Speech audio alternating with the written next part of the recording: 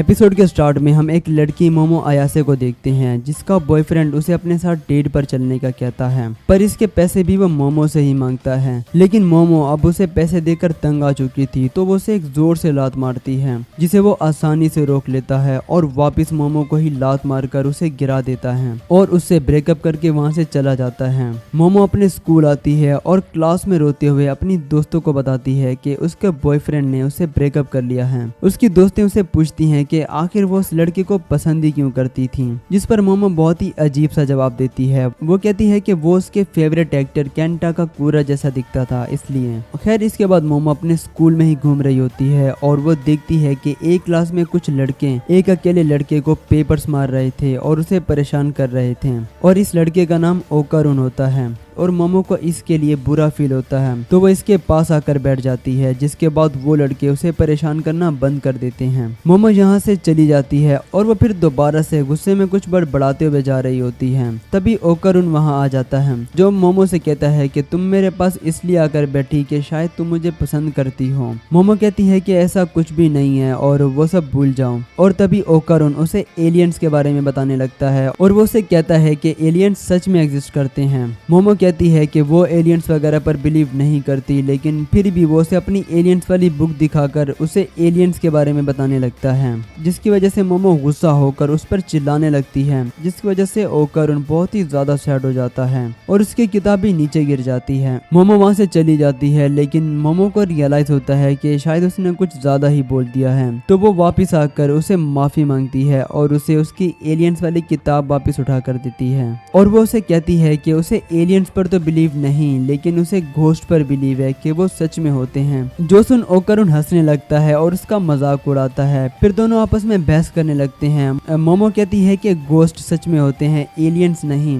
और ओकारुन कहता है कि एलियन सच में होते हैं, घोस्ट जैसा कुछ नहीं होता। फिर मोमो ओकारुन से कहती है कि वो उसकी बताई हुई जगह पर जाएगा और अगर उसे वहाँ सच में घोस्ट नजर आ गया तो वो उसका नौकर बनकर रहेगा। ओकारुन भी कहता है कि वो भी उसको एक जगह भेजेगा जहाँ अगर उसे एलियंस नजर आ गए तो उसे भी इसका नौकर बनना होगा। इसके बाद हम देखते हैं कि ओकारुन मोमो को नागी हॉस्पिटल भेजता है जो कि काफी सालों से बंद था, जहां मोमो को बहुत ही ज्यादा डर लग रहा होता है। ओकारुन उसे फोन पर बात करते हुए कहता है कि नागी हॉस्पिटल एलियंस का अड्डा है और अगर तुम इसकी छत पर जाओगी तो तुम्हें वहाँ एलियंस जरूर मिल जाएंगे और वो तुम्हें पकड़ कर तुम्हारी बॉडी पर एक्सपेरिमेंट करेंगे।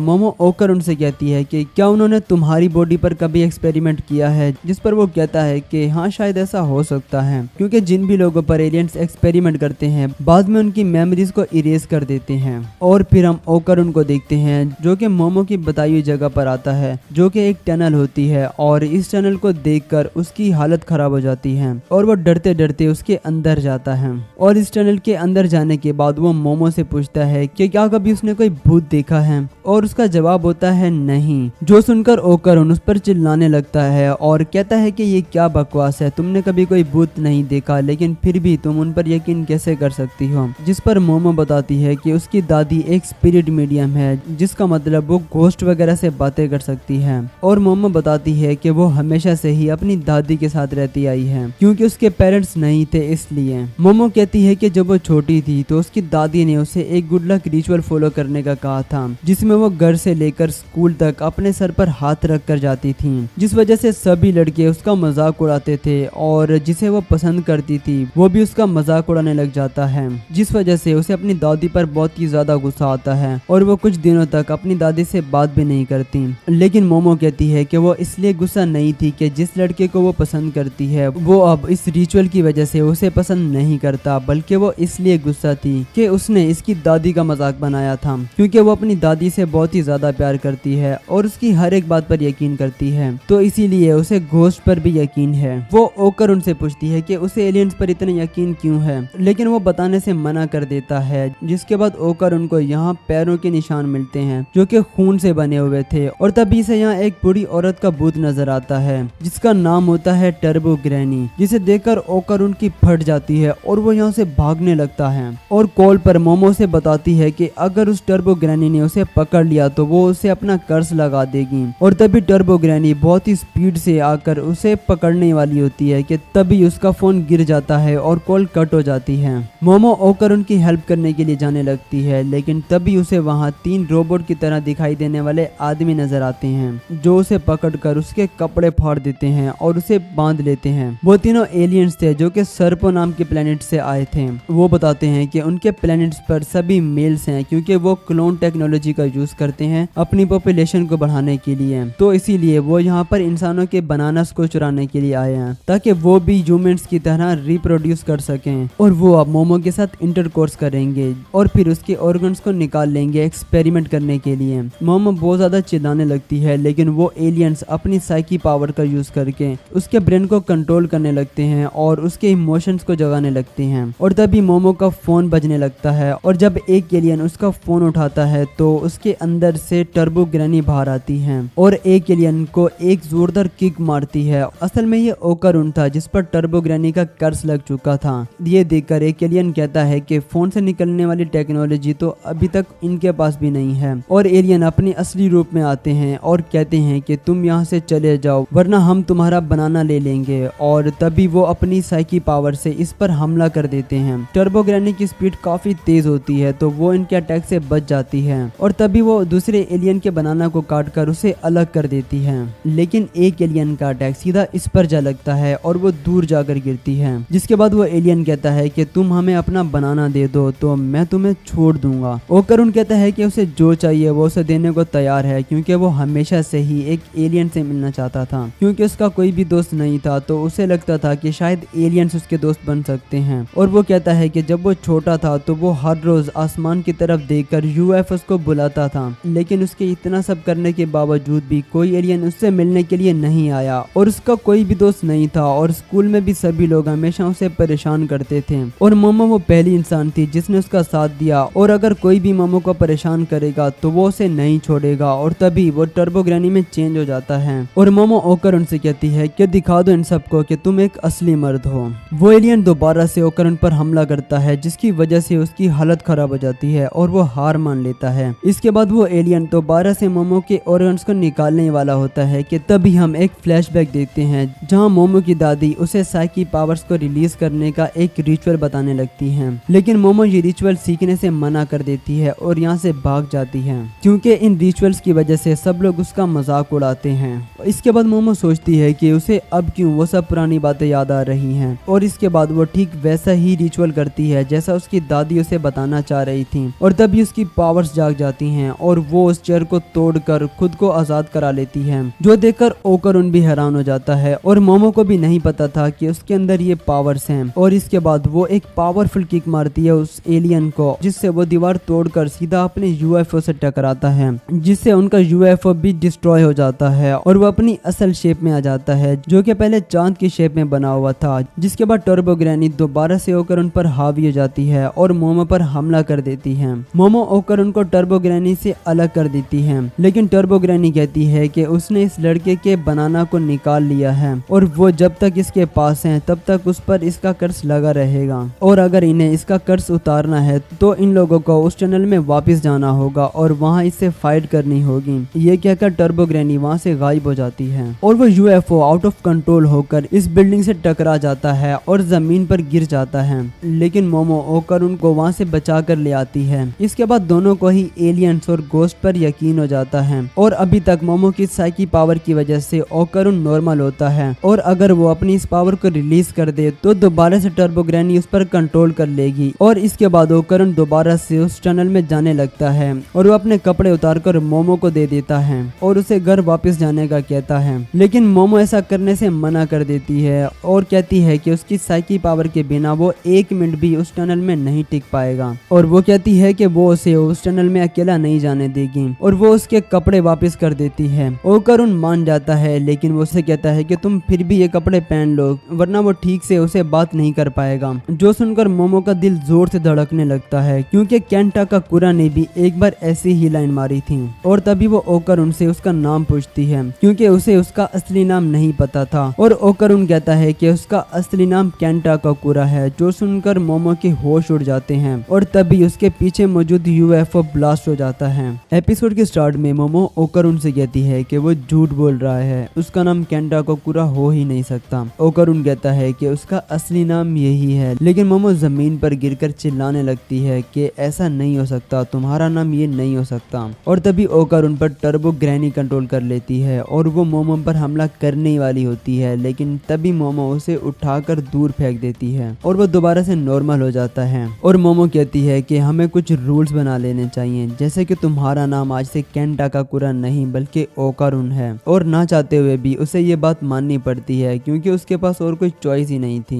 फिर दोनों टनल की तरफ जाने लगते हैं, लेकिन रास्ते में मोमो उसे काफी ज्यादा तंग करती है उसके इस नए नाम को लेकर। वो दोनों जा ही रहे होते हैं और तभी सुबह हो जाती है, और क्योंकि अब दिन हो चुका था तो शायद अब टर्बो ग्रैनी वापस नहीं आएगी क्योंकि भूत तो रात में आते हैं ना, इसलिए। तो मोमो ओकारुन को अभी के लिए अपने साथ घर चलने का कहती है क्योंकि इन कपड़ों और इस हुलिये में वो एक भूत से भी ज्यादा डरावना लग रहा था। फिर वो दोनों मोमो के घर के बाहर आते हैं, लेकिन अंदर जाने से पहले मोमो उसे बताती है कि उसकी दादी लड़कों के साथ बहुत ज्यादा सख्ती से पेश आती है और यहाँ तक कि उसने उसके लास्ट बॉयफ्रेंड को लगभग मार ही दिया था। जो सुन ओकारुन की हालत खराब हो जाती है और वो जैसे ही घर के अंदर आने वाला होता है तभी उसकी पूरी बॉडी आग से जलने लगती है। मोमो अपनी साइकी पावर का यूज करके उसे पास मौजूद एक नदी में फेंक देती है और उसकी आग बुझ जाती है। मोमो देखती है कि उसके घर के बाहर एक बैरियर लगा हुआ था जो कि घोस्ट वगैरह को यहाँ से दूर रखने के लिए होता है। मोमो इस बैरियर को उतार देती है, लेकिन ओकारुन अंदर आने से मना कर देता है कि कहीं उसकी बॉडी दोबारा से न जलने लग जाए। मोमो कहती है कि अब ऐसा नहीं होगा और अगर ऐसा हुआ भी तो वो दोबारा से उसे उस नदी में फेंक देगी। जिसके बाद ओकारुन दोबारा डरते हुए अंदर चले जाता है।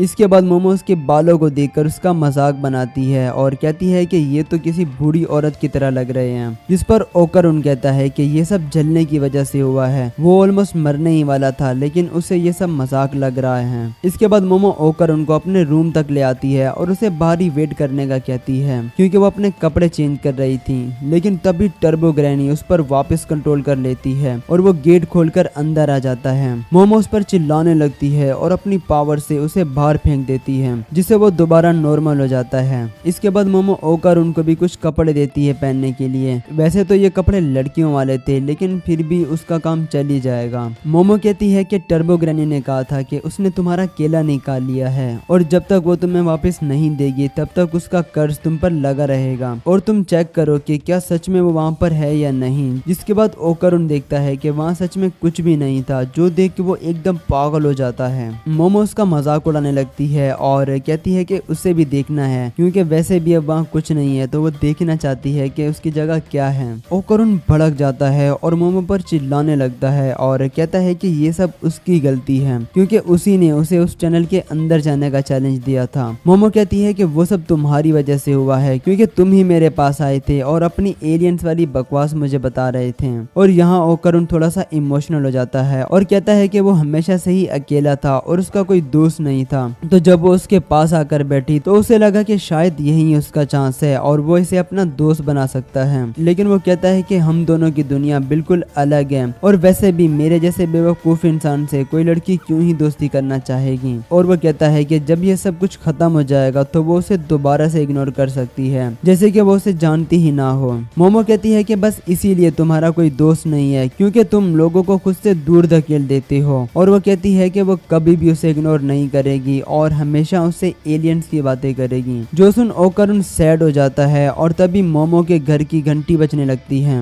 ओकारुन कहता है कि शायद ये तुम्हारी दादी होगी। मोमो कहती है कि नहीं, उसकी दादी ने बताया था कि उसके घर की 2 डोरबेल्स हैं, एक ह्यूमंस के लिए और दूसरी घोस्ट के लिए, और इससे पहले उसने ये वाली डोरबेल कभी भी नहीं सुनी, जिसका मतलब बाहर कोई घोस्ट आया हुआ है क्योंकि मोमो ने उसके घर के बाहर मौजूद बैरियर को हटा दिया था, तो इसीलिए कोई घोस्ट अंदर आ गया है। तो ओकारुन कहता है कि अब उन्हें क्या करना चाहिए, जिस पर मोमो कहती है कि वो लोग इस बैरियर को दोबारा से अपनी जगह पर लगा देंगे जिससे ये घोस्ट आग से जल जाएगा, लेकिन इसे ओकारुन भी जल सकता है। तो मोमो इसे भी घर के बाहर जाने का कहती है। वो दोनों पीछे के दरवाजे से जाते हैं इस बैरियर को अपनी जगह पर लगाने के लिए, लेकिन इनके घर के चारों तरफ बड़ी बड़ी दीवारें बन जाती हैं और आसमान में काले बादल छा जाते हैं और यहाँ पे हर जगह ब्लैक कलर का फॉग फैल जाता है, जिस वजह से मोमो की नाक से खून निकलने लग जाता है और ओकारुन की भी हालत खराब हो जाती है। और तभी वो आसमान में एक बड़े से क्रीचर को देखती है जो कि ये सब फॉग अपने अपने मुंह से निकाल रहा होता है और वो कहता है कि तुम बुरे इंसान हो, तुमने अपना प्रॉमिस तोड़ दिया। और फिर वो क्रिएचर इन्हें एक जोरदार पंच मारता है, लेकिन वो किसी तरह से इससे बच जाते हैं और यहाँ से भागने लगते हैं। लेकिन वो भागकर जाएंगे भी कहाँ, क्योंकि यहाँ हर जगह बड़ी बड़ी दीवारें बन चुकी थी।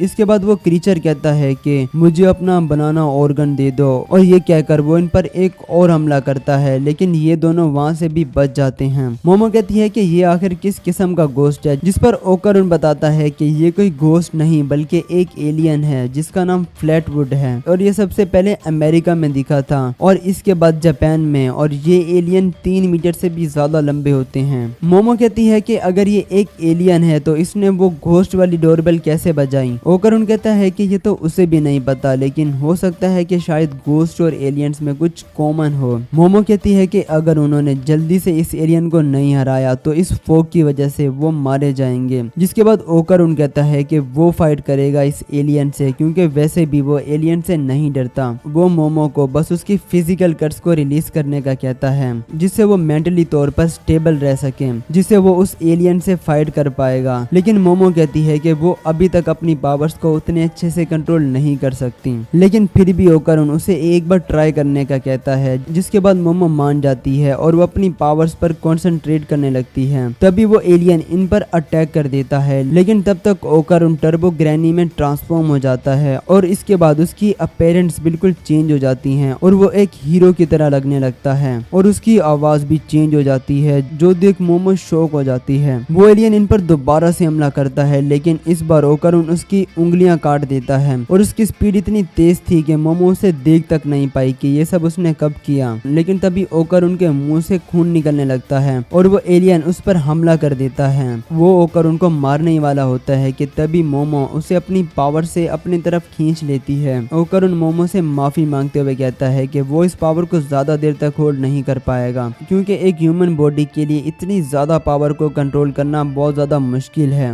वो दोनों सोच रहे होते हैं कि वो इसे कैसे हराएंगे, पर तभी मोमो नोटिस करती है कि उस एलियन का फाइटिंग स्टाइल एक सुमो रेसलर जैसा है, जिसका मतलब अगर वो उसके हाथों को जमीन पर लगवा दें तो शायद वो उसे हरा सकते हैं। वो दोनों उसके पैरों पर अटैक करने का प्लान बनाते हैं, जिससे वो जमीन पर गिर जाएगा और ओकरुन दोबारा से ट्रांसफॉर्म हो जाता है और वो दोनों अटैक करने के लिए उसकी तरफ भागते हैं। ओकरुन बहुत ही ज्यादा स्पीड से जाकर उसका एक पैर काट देता है और मोमो भी अपनी पावर से उसे गिरा देती है और उसका हाथ जमीन पर लगते ही वैनिश होने लगता है, जो देख दोनों बहुत ज्यादा खुश हो जाते हैं। लेकिन तभी वो अपने 2 और पैरों को रीजनरेट कर लेता है और मोमो को उठाकर दीवार में जोर से पटक देता है, लेकिन फिर भी वो ओकरुन के कर्ज को कंट्रोल में रखती है और वो उस एलियन को उकसाती है उसे मारने के लिए। जिसके बाद वो एलियन उसे जोर जोर से मुक्के मारने लगता है, जिससे दीवार में बड़ा गड्ढा बन जाता है और दीवार वहां से टूट जाती है। और इसके बाद मोमो ओकरुन को अपनी तरफ खींच लेती है और उस बैरियर को अपनी जगह वापस लगा देती है और उस टूटी हुई दीवार से खुद को और ओकरुन को बाहर निकाल लेती है। बैरियर की वजह से वो एलियन जलकर राख हो जाता है और वो दोनों भी बच जाते हैं और सब कुछ दोबारा से नॉर्मल हो जाता है। लेकिन इतनी ज्यादा पावर्स यूज करने की वजह से अब मोमो बेहोश हो जाती है और इसके बाद टर्बो ग्रैनी पूरी तरह से ओकरुन की बॉडी पर कंट्रोल कर लेती है। एपिसोड के स्टार्ट में हम एक टीवी शो देखते हैं जहां एक औरत सेंटा डोडोरिया अपनी साइकी पावर से एक फेमस एक्टर के बारे में कुछ प्रेडिक्शंस करती है और वो कहती है कि तुम 27 साल के हो और तुम्हारा एक बीवी और बच्चा भी है और तुम्हें खाने में करी पसंद है। लेकिन वो कहता है कि नहीं, मैं तो सिर्फ 20 का हूँ और मैं सिंगल हूँ और मुझे खाने में रामेन पसंद है। जिसका मतलब ये था कि उसकी सभी प्रेडिक्शंस बिल्कुल गलत थी। इसके बाद सेंटा डोडोरिया एक टैक्सी में बैठकर घर जा रही होती है और टैक्सी ड्राइवर उसे पहचान लेता है और कहता है कि तुम तो सेंटा डोडोरिया हो ना, जो कि टीवी शो में आती है। और वो कहता है कि क्या तुम्हारे पास सच में कोई साइकी पावर्स हैं या बस ऐसे ही। और वो कहती है कि गाड़ी रोको, मुझे यहीं उतरना है। ड्राइवर को लगता है कि शायद उसकी बातों की वजह से उसे बुरा लग गया है, लेकिन वो ड्राइवर से कहती है कि अगर तुम मरना नहीं चाहते तो जल्दी यहाँ से चले जाओ। इसके बाद हम ओकरुन को देखते हैं, जिस पर टर्बो ग्रैनी अब पूरी तरह से कंट्रोल कर लेती है और वो मोमो को उठाकर उसे खाने ही वाली होती है कि तभी कोई उस पर एक कील से अटैक करता है और ये और कोई नहीं बल्कि सेंटा डोडोरिया थी। और यहाँ हमें ये भी पता चलता है कि यही मोमो की दादी है और इसका असल नाम सेइको है। इसके बाद टर्बो ग्रैनी बहुत स्पीड से साइको के पीछे आकर उस पर हमला करने वाली होती है, लेकिन तभी वो आग से जलने लगती है। ऐसा इसलिए होता है कि साइको एक सर्कल के अंदर खड़ी थी और इस सर्कल के अंदर एक कील ठोका हुआ था, तो जिससे इस सर्कल के इर्द गिर्द एक बैरियर बन गया था, जिसे छूते ही टर्बो ग्रैनी को आग लग गई थी। और ठीक ऐसे सर्कल में वो टर्बो ग्रैनी को भी फंसा देती है। उस सर्कल के बाहर कील लगा हुआ होता है, जिसका मतलब ये था कि सर्कल के बाहर की तरफ एक बैरियर बन चुका है और अगर टर्बो ग्रैनी उससे बाहर आने की कोशिश करेगी तो वो जल जाएगी। टर्बो ग्रैनी सेइको को डराने की कोशिश करती है और कहती है कि तुम मुझे ज्यादा देर तक इस बैरियर में कैद नहीं रख पाओगी और जैसे ही मैं यहाँ से बाहर आऊंगी तुम्हें कच्चा चबा जाऊंगी।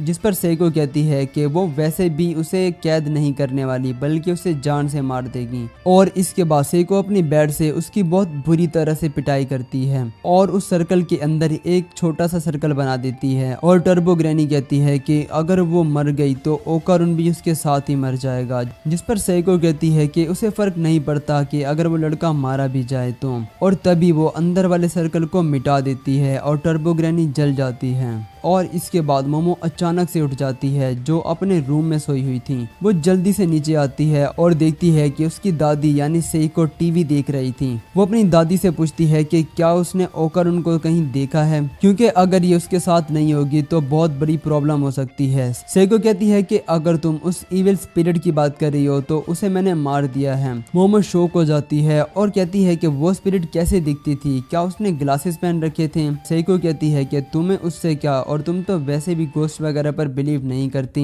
और वैसे भी तुम तो मुझे एक फेक स्पिरिट मीडियम समझती हो। मोमो सेइको के आगे सर झुका लेती है और उसे माफी मांगती है और कहती है कि प्लीज मुझे बताओ कि ओकारुन कहाँ है। सेइको कहती है कि तुम्हें शिरिन में जाकर देखना चाहिए। मोमो भागते हुए जाती है वहाँ ओकारुन को देखने के लिए और सोच रही होती है कि उसकी तो कोई गलती भी नहीं है, वो तो बस मुझसे दोस्ती करना चाहता था। वो जल्दी से श्राइन का दरवाजा खोल कर देखती है और वहाँ ओकारुन सही सलामत बैठा हुआ था और राइस बोल खा रहा था। ओकारुन मोमो को देखकर रोने लगता है और कहता है कि वो उसके लिए बहुत ज्यादा परेशान हो रहा था कि कहीं उसके अंदर की स्पिरिट ने उसे मार तो नहीं दिया। जिसके बाद मोमो गेट बंद कर देती है और उसे सुकून मिलता है क्योंकि वो ओकारुन के लिए बहुत ही ज्यादा परेशान हो गई थी। सेइको कहती है कि जब तक वो इस श्राइन के अंदर है तब तक टर्बो ग्रैनी वापस नहीं आ सकती और अगर वो बाहर निकला तो वो वापस से उस पर हावी हो जाएगी। सेइको मोमो से पूछती है कि क्या वो ओकारुन को पसंद करती है। मोमो कहती है कि नहीं, बिल्कुल भी नहीं। वो सेइको को बताती है कि टर्बो ग्रैनी ने ओकारुन का केला निकाल लिया है और जब तक वो उसके पास है तब तक ओकारुन पर उसका कर्ज लगा रहेगा और इस सब की जिम्मेदार मोमो खुद को समझती है और वो बस ओकारुन की हेल्प करना चाहती है, लेकिन उसे नहीं पता कि वो ये सब कैसे करेगी।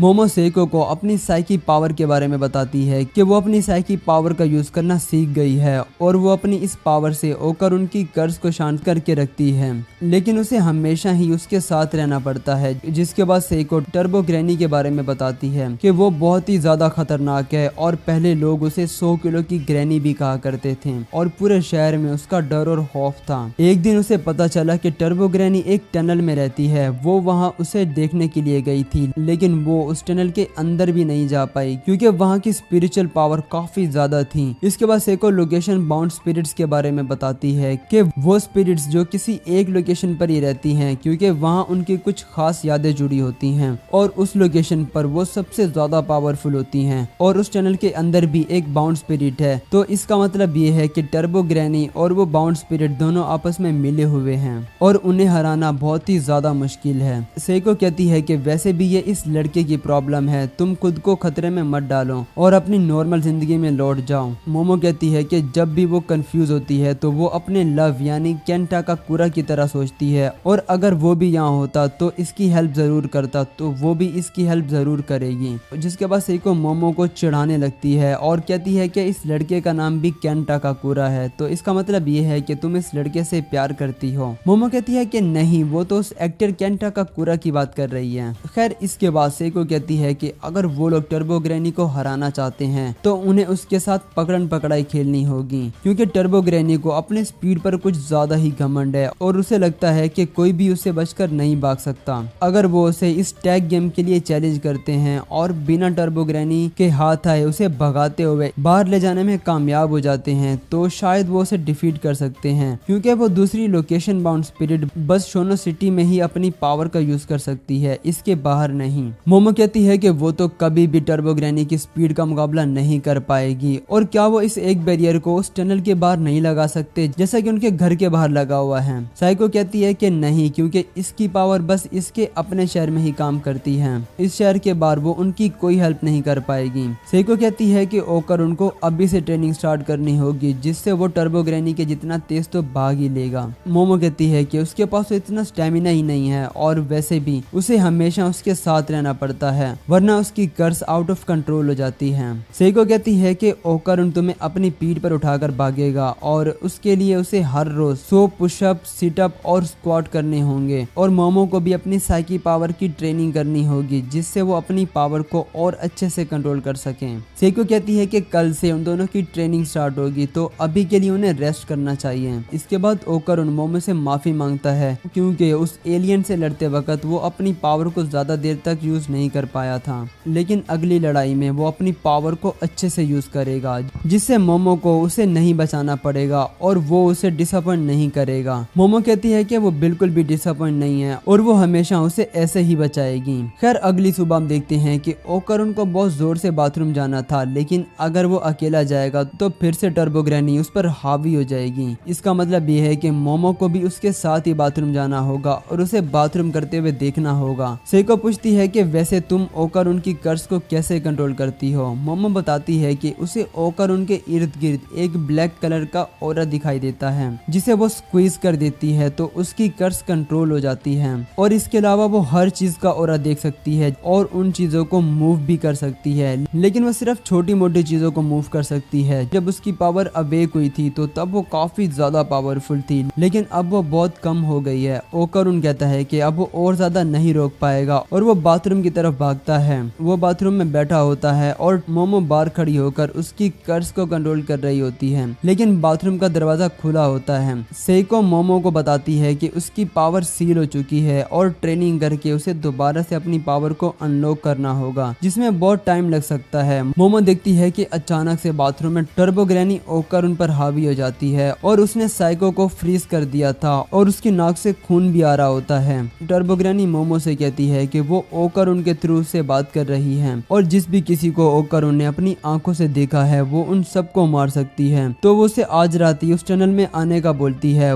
वरना वो उन सबको मार देगी जिस किसी को भी ओकर उन ने देखा होगा। फिर सब कुछ नॉर्मल हो जाता है और मोमो सब कुछ साइको को बताती है। फिर साइको इन दोनों को टनल में जाने के लिए तैयार करती है और इन्हें कुछ पुराने जमाने के कपड़े पहनाती है जो इन्हें ईवल स्पिरिट से बचाएंगे और साइको मोमो को गले लगाकर कहती है कि जिंदा वापस आना और वो दोनों यहाँ से निकल जाते हैं टनल जाने के लिए। वैसे तो वो दोनों साइकिल पर जाते हैं, लेकिन रास्ते में वो ट्रेन पर बैठ जाते हैं क्योंकि टनल यहाँ से बहुत दूर थी और साइकिल पर इन्हें बहुत ज्यादा टाइम लग जाता। एपिसोड के स्टार्ट में हम देखते हैं कि ओकर उन और मोमो दोनों उस टनल के बाहर आ चुके थे और इस टनल को देखकर दोनों की हालत खराब हो गई थी और वो दोनों एक दूसरे से कह रहे थे कि पहले तुम अंदर जाओ, लेकिन फिर दोनों एक साथ ही इस टनल के अंदर चले जाते हैं। मोमो ओकर उनसे पूछती है कि अगर उन्हें टर्बो ग्रैनी नजर आती है तो सबसे पहले उन्हें क्या करना चाहिए। ओकर उन कहता है कि उन्हें सबसे पहले टर्बो ग्रैनी को उस लोकेशन बाउंड स्पिरिट से दूर ले जाना होगा जिससे उसकी शक्तियां कम हो जाएंगी और वो लोग उसे आसानी से हरा पाएंगे। मोमो कहती है कि हम दोनों ने उस जायंट एलियन को भी हराया था तो हम दोनों साथ मिलकर इसे भी हरा सकते हैं। और तभी वो लोग टर्बो ग्रैनी का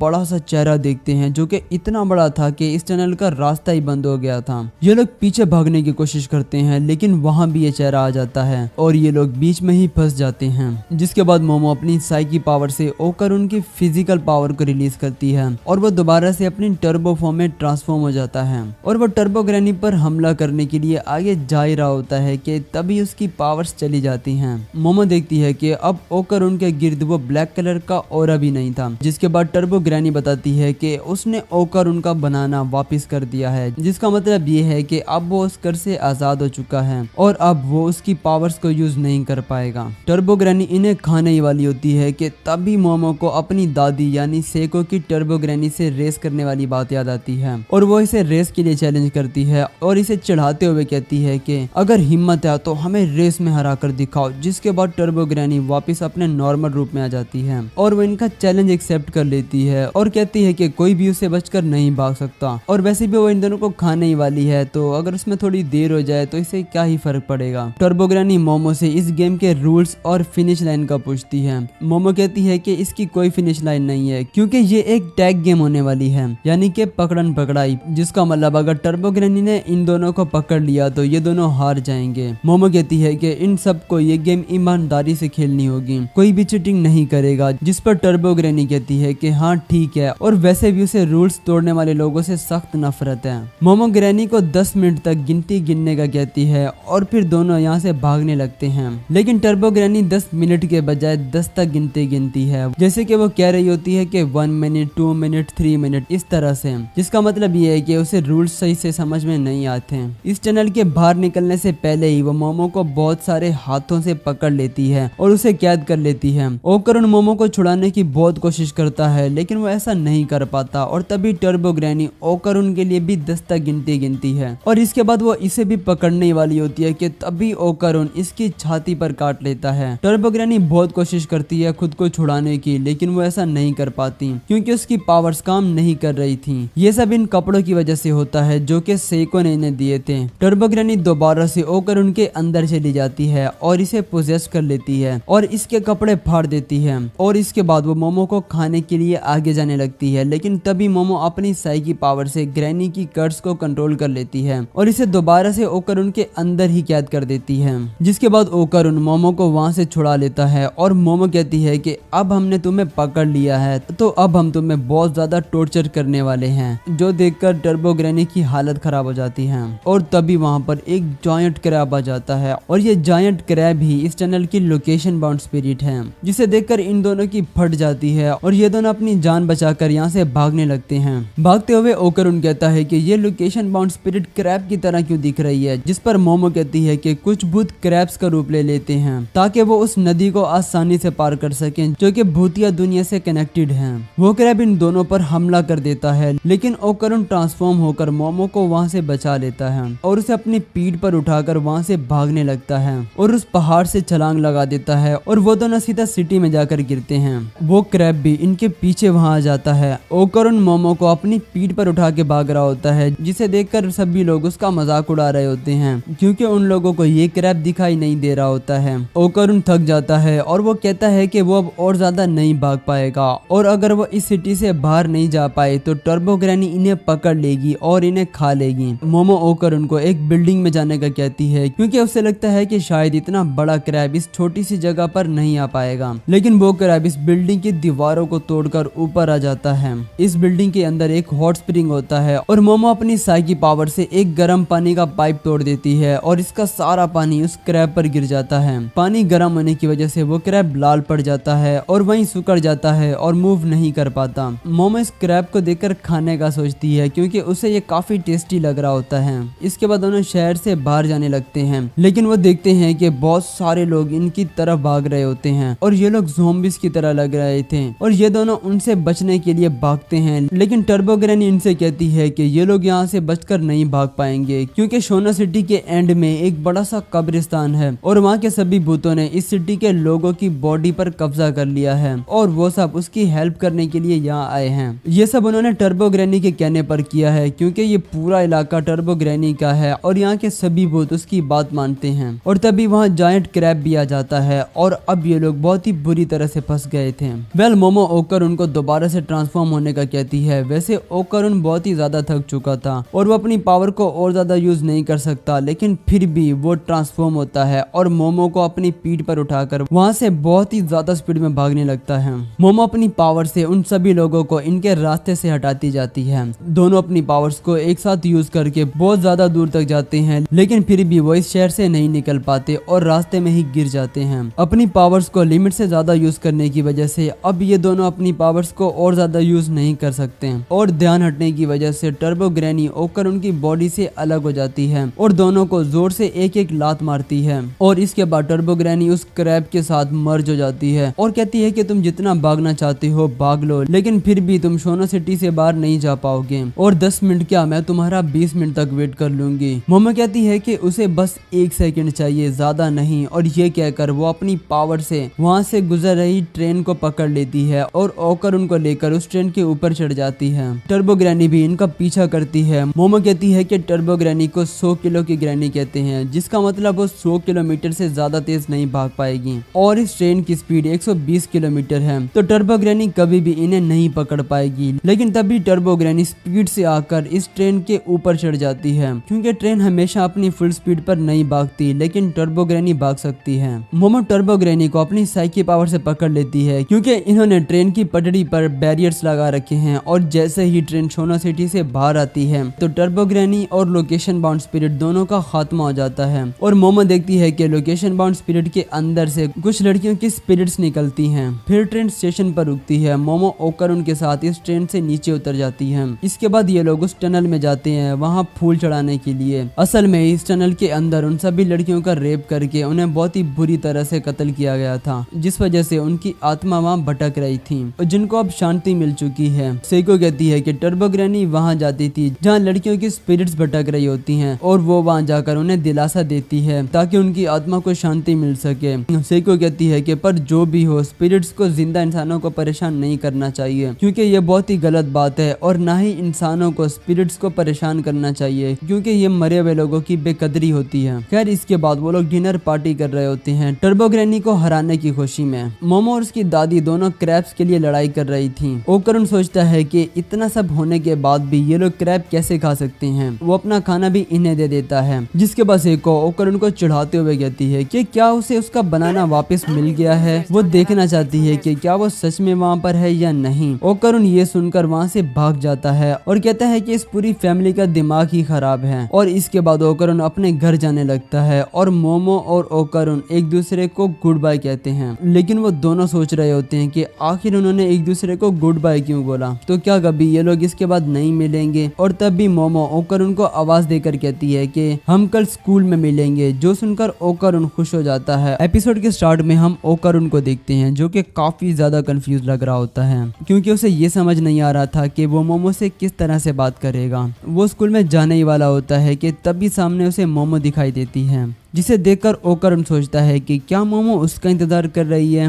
लेकिन फिर वो कहता है कि नहीं, ऐसा नहीं हो सकता, क्योंकि मोमो के और भी बहुत से दोस्त हैं, तो हो सकता है कि वो किसी और का इंतजार कर रही हो। और इसके बाद वो मोमो को इग्नोर करता हुआ उसके सामने से गुजर जाता है। लेकिन मोमो उसके पास आकर कहती है कि जल्दी चलो, हम क्लास के लिए लेट हो रहे हैं। और रास्ते में मोमो ओकरुन से एलियंस के बारे में बातें कर रही थी, लेकिन ओकरुन बहुत ही ज्यादा शर्मा रहा था, जिस वजह से वो ठीक से बात भी नहीं कर पाता। और इसके बाद मोमो अपनी क्लास में चले जाती है और ओकरुन भी। और हमेशा की तरह ही ओकरुन की क्लास के बच्चे उसे बुली करते हैं, लेकिन वो कहता है कि वो अब इन सबको इग्नोर कर सकता है, क्योंकि अब उसके पास एक बहुत अच्छी दोस्त है। और इधर हम मोमो को देखते हैं जो कि बहुत ज्यादा उदास लग रही थी, जिसे देखकर उसकी फ्रेंड्स कहती हैं कि शायद उसका ब्रेकअप हुआ है तो इसलिए वो उदास होगी। लेकिन ऐसा नहीं था, क्योंकि मोमो तो ओकरुन से बात करने के लिए बहुत ही ज्यादा बेचैन हो रही थी और यहाँ ओकरुन भी बहुत ही ज्यादा बेचैन था मोमो से बात करने के लिए। वो दोनों एक दूसरे से घोस्ट और एलियंस के बारे में बातें करना चाहते थे।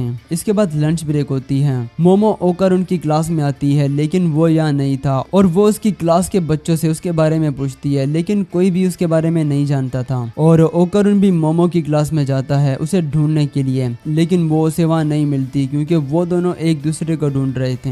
दोनों एक दूसरे को स्कूल में अलग अलग जगह पर ढूंढते हैं, लेकिन आखिरकार थक हार कर ओकरुन बैठ जाता है और वो सोचता है कि शायद वो बहुत ही ज्यादा बोरिंग इंसान है, तो हो सकता है इसलिए मोमो से इग्नोर कर रही हो। और वैसे भी मोमो को हर कोई पसंद करता है और उसके पास बहुत सारे फ्रेंड्स हैं, तो शायद उसके लिए मैं एक बैकअप फ्रेंड की तरह हूँ। और वैसे भी कोई मुझ जैसे लल्लू से क्यों ही दोस्ती करना चाहेगा। और दूसरी तरफ मोमो भी यही सोच रही होती है कि सुबह भी ओकरुन मुझसे बात करते हुए थोड़ा सा नर्वस था, तो शायद उसे मुझसे बात करना पसंद नहीं आया होगा। और वैसे भी मुझे उसकी फीलिंग्स के बारे में सोचना चाहिए। वैसे दोनों पास पास बैठे होते हैं, लेकिन वो अपनी सोच में इतने खोए हुए होते हैं कि एक दूसरे को देख तक नहीं पाते। खैर इसके बाद दोनों उठकर अपनी अपनी क्लास में जाने लगते हैं, लेकिन दोनों का ध्यान नीचे होने की वजह से गलती से टकरा जाते हैं और साथ ही दोनों के होंठ भी टकरा जाते हैं। और ओकरुन मोमो से कहता है कि वो उसे कब से ढूंढ रहा था और मोमो भी ओकरुन से कहती है कि वो भी कब से उसे ढूंढ रही थी, जो सुनकर ओकरुन बहुत ज्यादा खुश हो जाता है।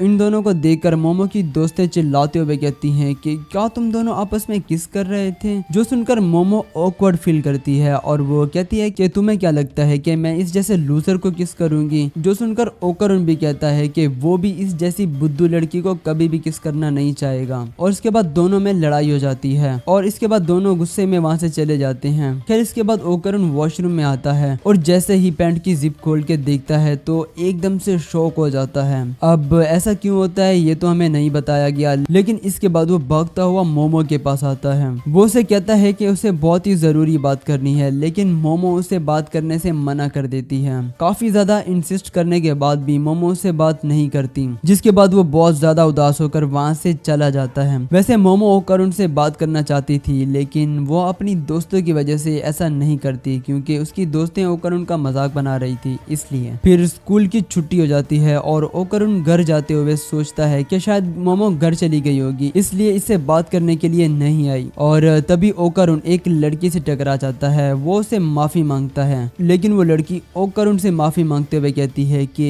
क्या तुम ठीक हो, तुम्हें ज्यादा चोट तो नहीं लगी ना। और ओकरुन हैरान हो जाता है, क्योंकि पहली बार किसी प्यारी सी लड़की ने उसे इतनी अच्छे से बात की है। खैर तभी वहाँ मोमो भी आ जाती है और वो देखती है कि वो लड़की ओकरुन के कंधे पर हाथ रखकर उसे हंस हंस कर बातें कर रही थी, जो देखकर मोमो सोचती है कि ओकरुन ने तो कहा था कि उसका कोई दोस्त नहीं है, तो ये लड़की कौन है। और तभी वो लड़की वहाँ से जाने लगती है और वो अपनी दोस्त से कह रही होती है कि ओकरुन तो एक नंबर का लल्लू इंसान है और वो तो बस उसके मजे ले रही थी। जो सुनकर मोमो को बहुत ज्यादा गुस्सा आ जाता है और वो अपनी साइकी पावर से एक बड़ा सा पानी का टब उसके सर पे गिरा देती है, जिस वजह से उस लड़की की हालत खराब हो जाती है। और उसे देखकर ओकरुन भी थोड़ा सा परेशान हो जाता है, लेकिन तभी मोमो ओकरुन का हाथ पकड़कर उसे वहां से ले जाती है। खैर रास्ते में जाते हुए मोमो ओकरुन से माफी मांगती है अपने रूड बिहेवियर के लिए और ओकरुन भी मोमो से माफी मांगता है, लेकिन ओकरुन कहता है कि ये सब बातें छोड़ो, उसे एक जरूरी बात करनी है। और वो कहता है कि उसका बनाना गायब है और वो अपनी जगह पर नहीं है। जिसके बाद हम देखते हैं कि ओकरुन मोमो के घर आया होता है और मोमो उस पर बहुत जोर जोर से हंस रही होती है। और फिर सेको कहती है कि इसीलिए मैंने तुम्हें कहा था कि मुझे एक बार देखने दो कि तुम्हारा बनाना अपनी जगह पर आ गया है या नहीं। खैर सेको कहती है कि उसे ओकरुन की सोल को एक बार चेक करना होगा और फिर वो अपना जादू टोना स्टार्ट करती है और वो वहाँ एक डॉल को रखकर उसके गले में एक तालिस्मान बांध देती है और ओकरुन को अपने झाड़ू से मारने लगती है। और वो मोमो से कहती है कि तुम्हें ओकरुन की सोल को देखना होगा और जब तुम्हें उसमें कोई दूसरा ओरा दिखाई दे तो तुम उसे बाहर निकाल लेना। और मोमो ठीक ऐसा ही करती है और ओकरुन के अंदर से वो ब्लैक कलर का ओरा बाहर निकाल लेती है। इसके बाद मोमो से वो ओरा खो जाता है, लेकिन हम देखते हैं कि वो उस डॉल के अंदर चला जाता है और वो डॉल जिंदा हो जाती है और वहाँ से भागने लगती है। ये तीनों उसे पकड़ने के लिए उसके पीछे भागते हैं और मोमो उसे पकड़ लेती है। हमें पता चलता है कि ये कोई और नहीं बल्कि टर्बो ग्रैनी थी, जो कि ओकरुन के अंदर छुपी हुई थी। और यहाँ हम देखते हैं कि टर्बो ग्रैनी तब वहाँ जिंदा बच गई थी और वो ओकरुन के अंदर छुप गई थी।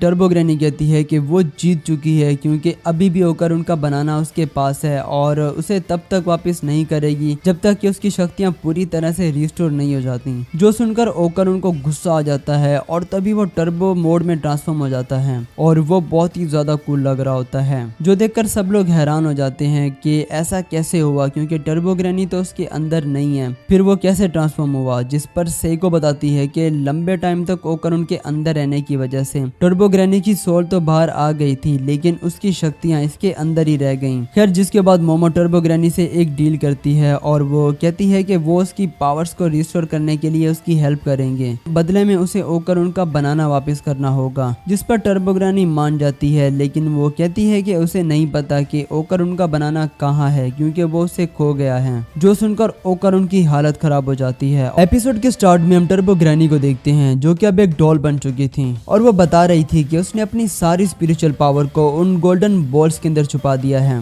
टर्बो ग्रैनी एक बेंच पर आराम से लेटी हुई थी, जबकि मोमो और ओकरुन दोनों मिलकर उन बॉल्स को ढूंढ रहे थे।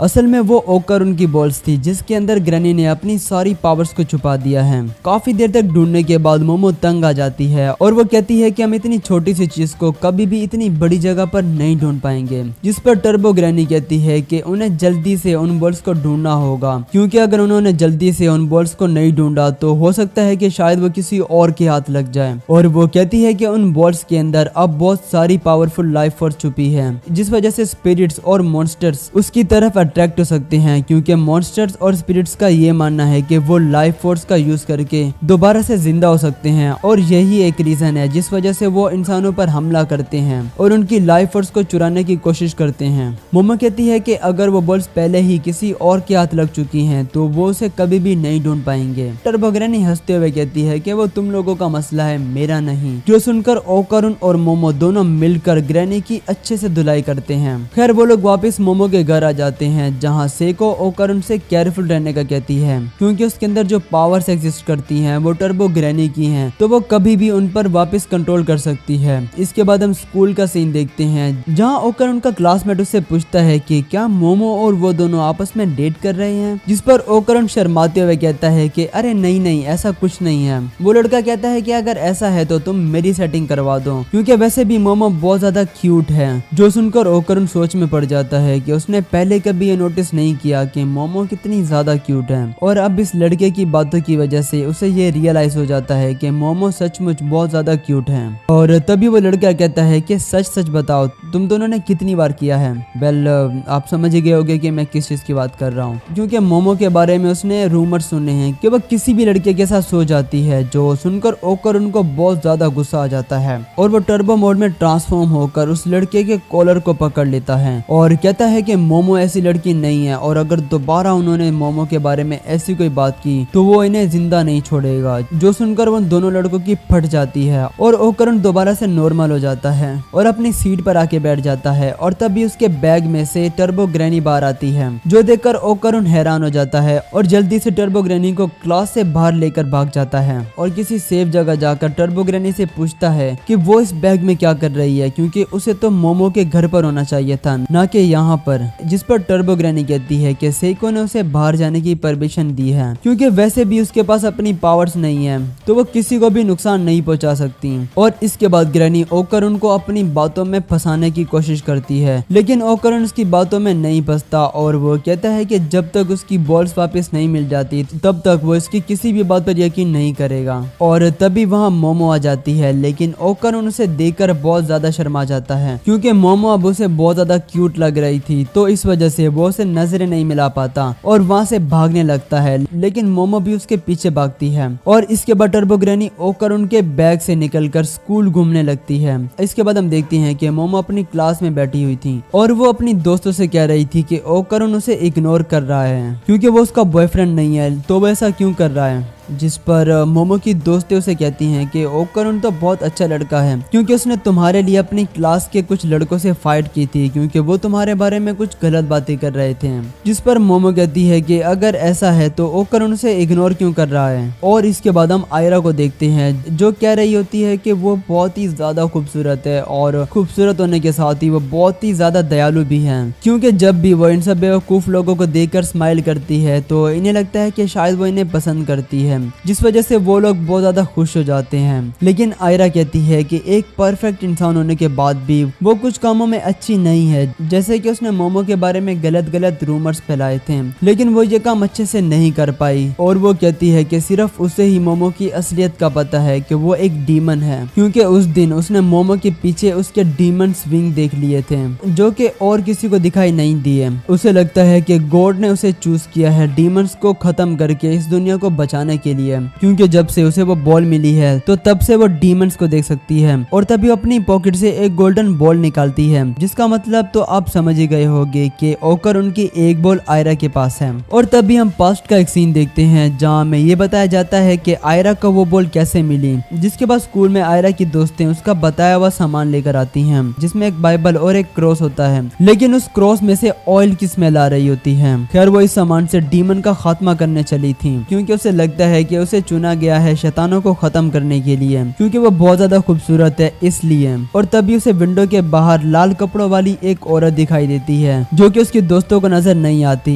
आयरा को लगता है कि ये औरत मोमो के साथ मिली हुई है और मोमो ने उसे इस पर नजर रखने के लिए भेजा है। और तभी हम देखते हैं कि टर्बो ग्रैनी छुपकर इन सब की बातों को सुन रही थी। इसके बाद हम मोमो और ओकरुन को देखते हैं, जो कि स्कूल की छत पर बैठे हुए थे। ओकरुन अभी भी बहुत ज्यादा शर्मा रहा होता है और मोमो से नजरें नहीं मिला पाता। मोमो से अपनी तरफ देखने का कहती है, लेकिन वो कहता है कि वो टर्बो ग्रैनी पर नजर रखे हुए है कि वो कहीं भाग ना जाए। मोमो टर्बो ग्रैनी पर भड़क जाती है कि वो यहाँ स्कूल में क्या कर रही है, क्योंकि उसे तो घर पर होना चाहिए था, ना कि स्कूल में। टर्बो ग्रैनी कहती है कि वो इनका कहना क्यों माने, जिस पर मोमो और टर्बो ग्रैनी दोनों आपस में झगड़ने लगती हैं और ओकरुन इन्हें शांत करवाता है। जिसके बाद ग्रैनी कहती है कि वो यहाँ बस इसीलिए आई है कि वो उन गोल्डन बॉल्स को ढूंढ सकें, जिस पर मोमो कहती है कि भला उन बॉल्स को हमारे स्कूल में कौन ला सकता है। ओकरुन कहता है कि ये पॉसिबल हो सकता है कि शायद उन बॉल्स को किसी इंसान ने उठा लिया हो, क्योंकि वो गोल्डन और शाइनी है, तो किसी इंसान की नजर उस पर पड़ सकती है। और टर्बो ग्रैनी ये भी बताती है कि जिस भी इंसान के पास वो गोल्डन बॉल्स होंगी वो स्पिरिट्स को देख सकता है और स्पिरिट उसको देख सकती है, जिस वजह से वो स्पिरिट उस पर हमला कर सकती है। फिर स्कूल की छुट्टी हो जाती है और मोमो और ओकरुन दोनों जाने लगते हैं। और तभी वहाँ आयरा आ जाती है, जो कि मोमो से अकेले में बात करना चाहती थी। मोमो के साथ एक वेयर हाउस में जाती है, जहाँ आयरा की दोस्तें मोमो को पकड़कर उसके हाथ बांध देती हैं। आयरा उस क्रोध से मोमो का खात्मा करने की कोशिश करती है, लेकिन ऐसा कुछ नहीं हो पाता और मोमो अपनी साइकी पावर से आयरा की दोस्तों को उठाकर दूर फेंक देती है। और इसके बाद आयरा उस गोल्डन बॉल को निकालकर उसके फेस पर लगा देती है। आयरा को लगता है कि शायद इस गोल्डन बॉल के छूते ही मोमो का खात्मा हो जाएगा, लेकिन इस सबसे भी बात नहीं बनती। बॉल्स को देखकर मोमो कहती है कि ये तो ओकरुन की बॉल है, लेकिन आयरा मोमो की एक नहीं सुनती और तभी यहाँ ओकरुन भी आ जाता है। मोमो चिल्लाते हुए ओकरुन से कहती है कि तुम्हारी बॉल्स आयरा के पास हैं, इसी ने तुम्हारी बॉल्स को चुरा लिया था और ये शैतान है। ओकरुन कहता है कि ऐसा नहीं है, क्योंकि आयरा पर शैतानी औरत का हमला होने वाला है, क्योंकि टर्बो ग्रैनी ने ओकरुन को सब कुछ बता दिया था। और तभी वहाँ लाल कपड़ों वाली भूत आकर आयरा पर हमला कर देती है और कहती है कि वो उसकी माँ है। ओकरुन अपनी टर्बो फॉर्म में ट्रांसफॉर्म होकर आयरा को बचाने की कोशिश करता है, लेकिन वो भूत उसके सभी हमलों को बहुत ही आसानी से डॉज कर लेती है और ओकरुन को उठाकर उसे जिंदा ही निगल लेती है। वो भूत आयरा से कहती है कि जब वो छोटी थी तो उसने एक अनजान औरत को माँ बुलाया था और वो अनजान औरत और कोई नहीं बल्कि वही थी, तो तब उसे बहुत अच्छा लगा था और वो ये चाहती है कि वो एक बार फिर से उसे माँ बुलाए। आयरा मोमो से कहती है कि अगर तुम इस औरत से फाइट कर रही हो तो इसका मतलब तुम एक अच्छी इंसान हो और हम दोनों साथ मिलकर इस डीमन को हरा सकते हैं। टर्बो ग्रैनी बताती है कि इस भूत का नाम एक्रोबैटिक सिल्की है। जब एक्रोबैटिक गोस्ट ये सुनती है कि आयरा ने उसे एक डीमन बुलाया है तो वो बहुत ज्यादा गुस्सा हो जाती है और उसे भी जिंदा निगल लेती है। मोमो इस गोस्ट से लड़ने की कोशिश करती है, लेकिन उसके हाथ बंधे होने की वजह से वो ज्यादा कुछ नहीं कर पाती और भूत मोमो को अपने बालों से पकड़कर जोर जोर से दीवारों में मारती है और मोमो को उससे सॉरी बोलने का कहती है, लेकिन मोमो फिर भी उसे माफी नहीं मांगती और कहती है कि भाड़ में जाओ। और वो भूत मोमो को बालों समेत ही जिंदा निगल लेती है, लेकिन तभी इस गोश्त के बालों में आग लग जाती है और वो जलने लगती है। टर्बो ग्रैनी बताती है कि आयरा के पास जो क्रॉस था असल में वो एक लाइटर था, जिससे मोमो ने उसके बालों को जला दिया है और वो बहुत बुरी तरह से जल जाती है और इन तीनों को जिंदा ही बाहर उगल देती है। और